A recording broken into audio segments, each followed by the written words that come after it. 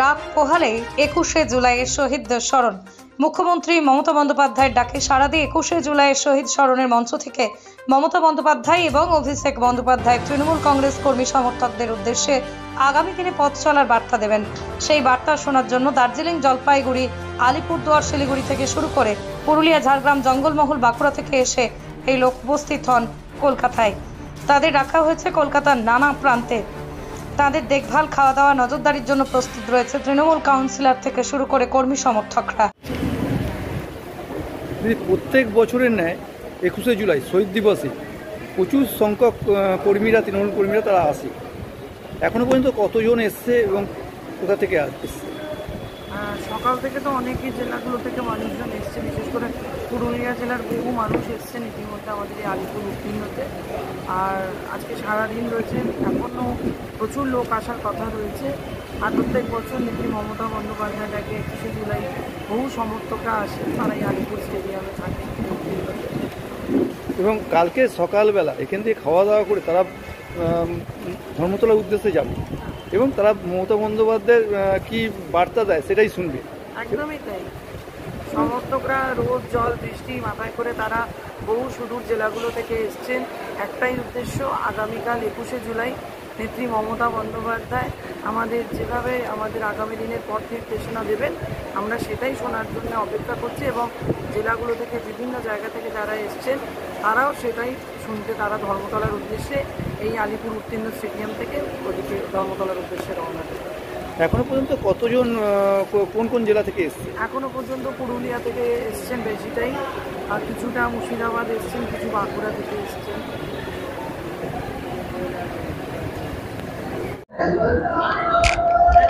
নমস্কার, আমরা পুরুলিয়া জেলা থেকে এসেছি।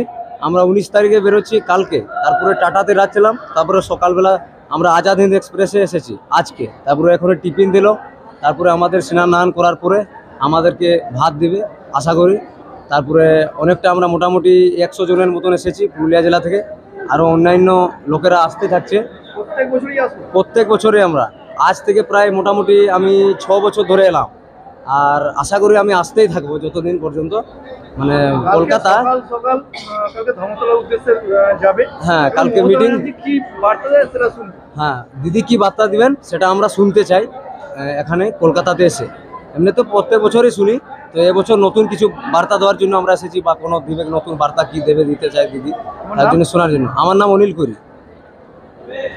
আমার নাম পশুপতি গিরি, আমি ঝালদা থানা থেকে এসেছি, পুরুলিয়া ডিস্ট্রিক্ট। কোথা থেকে এসেছেন? আমি চাকুলিয়া বিধানসভা থেকে এসেছি।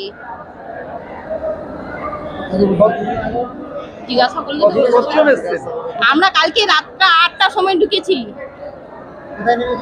নেমেছি আমরা শিয়ালদা স্টেশনে। ওখান থেকে বাসে এখানে নিয়ে এসেছি আমাদেরকে। সকাল থেকে কি খেলেন? আমরা নাস্তা খেয়েছি, এখন ভাত দিবে। কালকে সকালে আমরা আছে মিটিং এ যাবো দিদির, ওইখানে দিদি কি আলাপ করতেছে ওইটা শুনবো, নতুন কিছু বলতেছে নাকি। আমরা 1000-এর মতন লোক এসেছি চাকুলিয়া ব্লক থেকে। প্রত্যেক বছরই আসি? হ্যাঁ, প্রত্যেক বছরই আসি আমরা। আপনার নাম? আমার নাম জয়া কুমারী দাস। কোথা থেকে এসেছেন? শিলিগুড়ি থেকে এসেছি, দার্জিলিং ডিস্ট্রিক্ট স্ট্রিট হকার্স ইউনিয়নের পক্ষ থেকে।